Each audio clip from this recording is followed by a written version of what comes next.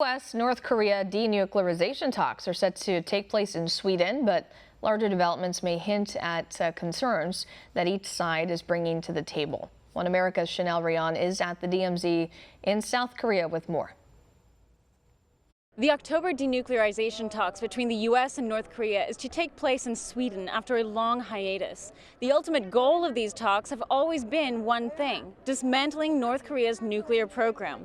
But the exact execution of this chimeric goal has always been beyond reach. This time may be different. Some reports claim the U.S. intends to propose a 36-month halt on textile sanctions to North Korea in exchange for two things: verifiable shutdown of the heart and soul of North Korea's nuclear program, the Yongbyon facility, and second, a plan to end uranium enrichment. Agreement to these demands would be a historic accomplishment and just a few years ago would have been unthinkable. But in the age of Trump and his maximum pressure strategy, this conversation is actually on the horizon. One American News sat down with K.T. McFarland, co-author of the Reagan Doctrine and later the Trump Maximum Pressures Doctrine. How do you deal with North Korea? Every president for the last 20, 30 years has tried, and nobody's been able to stop their nuclear program. McFarland, having worked in a national security capacity for Presidents Nixon, Ford, Reagan, and Trump, says President Trump is a one-off. His particular understanding and how to deal with personalities is a negotiating gift that could well see historic dividends where past U.S. presidents failed. Previous presidents would say, the North Koreans would do something we didn't like, so we would punish them, sanctions, whatever, and then the North Koreans would come to the negotiating table, we'd give up the sanctions, give them a couple of carrots, and then a few months later they went back to bad behavior and we'd start the same cycle again. So this plan was to say, we are not going to stop the pressure just because you show up at a negotiating table. We're going to continue it until we get something. This 160-mile strip of land, known as the Korean Demilitarized Zone, stands as a symbol of diplomatic stalemate for 66 years.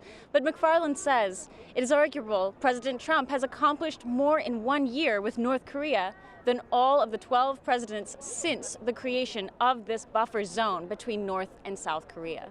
Not to mention the history-making moment President Trump became the first U.S. sitting president to set foot in North Korea. So I think Trump, in a funny way, by acknowledging him and bringing him to summit meetings in Singapore or in Saigon, Kim Jong-un has kind of gotten used to the fact that he's now a big world player.